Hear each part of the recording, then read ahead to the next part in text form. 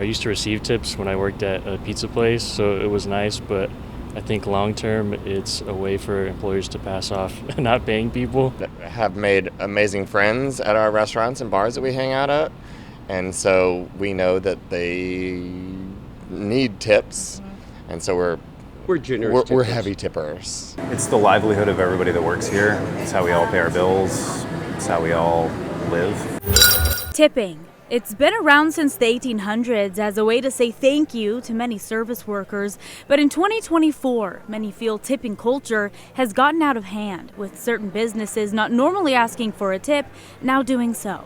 The iPad flipping around, you can very easily put a prompt for a tip on there. A recent Talker Research survey found Americans spend nearly $500 more on tipping a year than they'd like to. I think we got to understand why. And when we understand why they're doing it and why or not we should do it, we can try to solve some of the emotional burdens of, or the emotional feelings we feel about over tipping or not. Luis Guardia is a financial advisor and owner of Tuyo Planning Group in Austin. His advice, set a budget that includes tip money before you go out.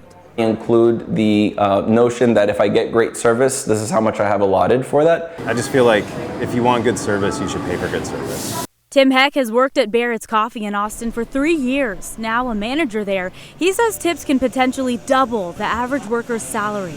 It's the biggest revenue source for every barista here. Just think about the fact that everybody over there is working really hard and wants to give you a good experience, and you should want to reciprocate.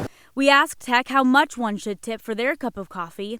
He says a good rule of thumb is similar to like at a bar, you get a beer, it's like $1. Just like $1 per drink, I think is a good standard, honestly. Guardia suggests tipping 10 to 15% on items costing just a few bucks and says a smile and a thank you go a long way. What about tipping for other services? Here's what Bankrate says. At restaurants, consider tipping at least 18%. For ride-sharing services like Uber or Lyft, tip 3 to 5% of the fare and up. And tip 5 to 20% at spas and salons, depending on the quality of the service. Reporting in Austin, I'm Farrah Walton, CBS Austin News. Thank you for watching. Please hit the subscribe button and get the latest news by downloading the CBS Austin News app.